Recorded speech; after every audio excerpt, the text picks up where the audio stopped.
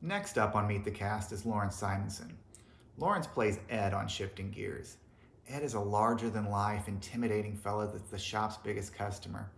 And honestly, when it was first suggested to me to have Lawrence play Ed, I was a little bit nervous. The little bit I knew about Lawrence at the time, he just seemed like the nicest guy in the world, which he actually is.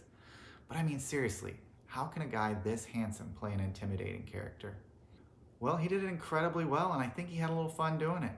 Let's take a look at just a couple outtakes from Lawrence's day on set. Just like in the background. That's pretty ominous. Jason's just like casually reading the script. Oh, Bob, he's in! No! You're supposed to lie. Well, okay. Not enough.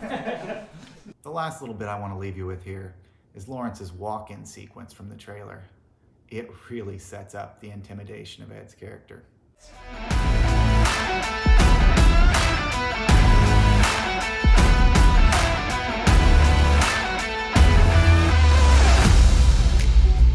Where's Karl?